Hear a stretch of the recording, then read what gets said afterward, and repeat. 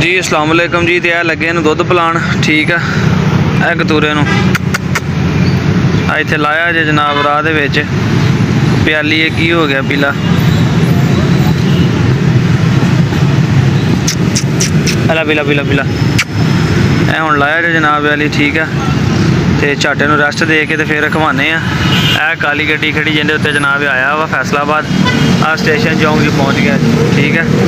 तो हुण लगा जो दुध पीण, तो थोड़ा जिहा पानी पा के लस्सी जी बना के लियाए ताकि ठंडा हो जाए। तो इनू जनाबे वाली असीं भजवाण लगे अज अपना इत्थों फिर मंडी भाउदीन राजा अंसर भाई के कोल, ठीक है। तो अंसर भाई ने साडे कोल पहले भी जानवर लए आ। तो यह बोली बच्चा जनाब उन्होंने भजवाण लगे असीं। इन्हें रेस्ट दवाने थोड़ी जी, तुर फिर लेगा, लत्तां लुत्तां अपनियां खोल लेगा। तो फिर जनाब वाली इनू अगे रखवावांगे। आ प्याली ते अदर करी बोतल जरा, आ बोतल दे विच दुध ये असीं घरों लैके आए अपने, ताकि जिहड़ा ना अपना इनू कुछ आसरा हो जाए। मैं कहा बजाय पानी देने नालों ना दुध पिलाने इनू कच्ची लस्सी जी करके।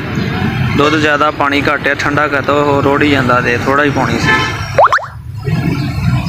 तो चलो अपना ही रोड रहा, किहड़ा साडा रोड रहा नहीं। बर्तन छोटा ना सी, प्याली लैके आए सीगे। ते यह चेक कर लो जी, पाकिस्तानी बुली। यह जनाब असीं कार्गो कराउणा, तुहानूं अगे भी चेक कराउने जी। अस्सलाम वालेकुम। तो अंसर भाई एक कतूरा लै लिया जनाब, दुध पिला रहे हैं इनू, ठीक है। तो जे जनाब स्टेशन चौक च बैठे हैं, काली गड्डी तो लाया जे। यह कतूरा जनाब तुहाडा पहुँच गया इत्थे साडे कोल। यह स्टेशन चौक असीं बैठे हैं, तो हुण अगली गड्डी ते रखवाने इनू।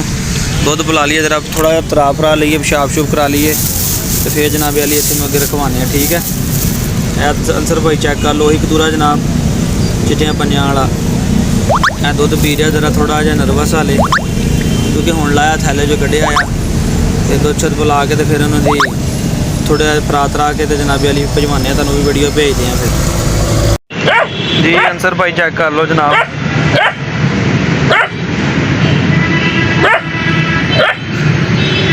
ऐ लगे रखवाण जनाब, ठीक है। पहले तुहानूं वीडियो भेज दी है। तो हुण चलते हैं गड्डी का पता करते हैं जनाब, न्यू सुभान दी दा।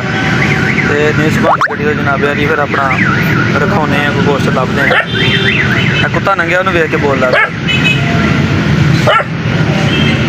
जी। तो अंसर भाई चेक कर लो जनाब, यह गड्डी की छत ते कतूरा रखाता जे, ठीक है। आ टापे दे विच इत्थे हवा भी लगेगी इनू, ठीक है।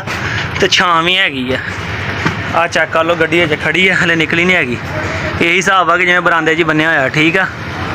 यह जनाब रखवाता जे, यह तुहाडा कतूरा खड़ा जे गड्डी की छत ते।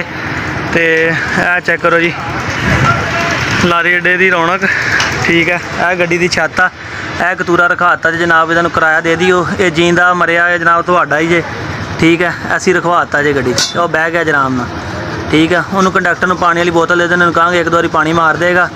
तो जनाब तुहानूं गड्डी का नंबर भी दे दिंदे आ।